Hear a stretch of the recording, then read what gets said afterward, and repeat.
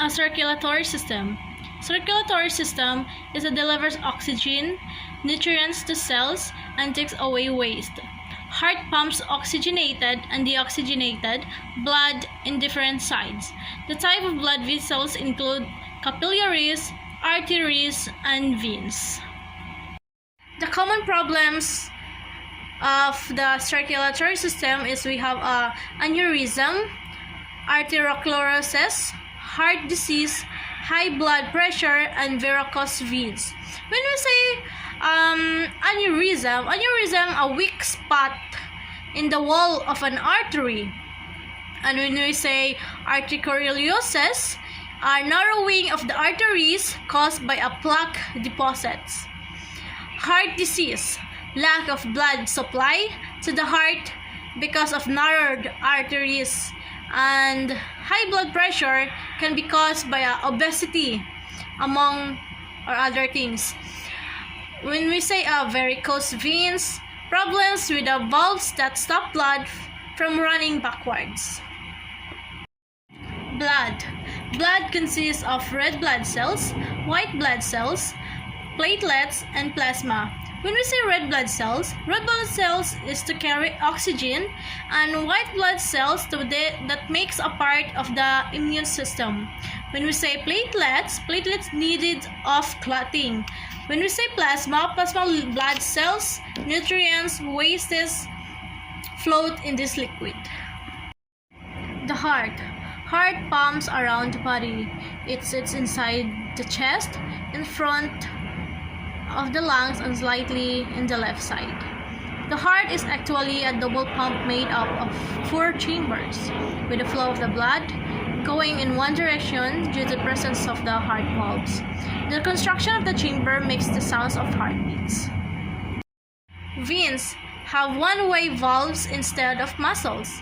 To stop blood from running back to the wrong way, generally, veins carry deoxygenated blood from the body to the heart, where it can be sent to the lungs. The exception is the network of the pulmonary veins, which take oxygenated blood from the lungs to the heart. Capillaries. Capillaries are the arteries eventually divided down into the smallest blood vessels, the capillary. Capillaries are small blood vessels, can only move through them one at a time. Oxygen and found nutrients pass from these capillaries to the cells. Capillaries are also connected veins, so wastes from the cells can be transferred to the blood. The third one is the right side of the heart. The right side of the heart, the right upper chamber, which is called atrium, takes in the oxygenated blood that is loaded with the carbon dioxide. The blood is squeezed down into the right lower chamber, which is ventricle, and taken by an artery to the lungs, where the carbon dioxide is replaced with oxygen. The fourth one is the left side of the heart. The oxygenated blood travels back to the heart, this time entering the left upper chamber, which is the atrium. It is pumped into the left lower chamber, which is the ventricle, and then into the aorta, which is an artery. The blood starts its journey around the body once more. The fifth one is the blood vessels.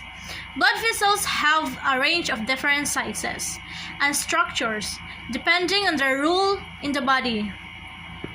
The sixth one is the arteries. Arteries, oxygenated blood is pumped from the heart along the arteries, which are muscular.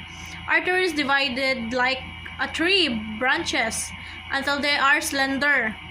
The largest artery is the aorta, which connects to the heart and picks up oxygenated blood from the left ventricle. The only artery that picks up the oxygenated blood is the pulmonary artery, which runs between the heart and the lungs. And lastly, we have blood pressure.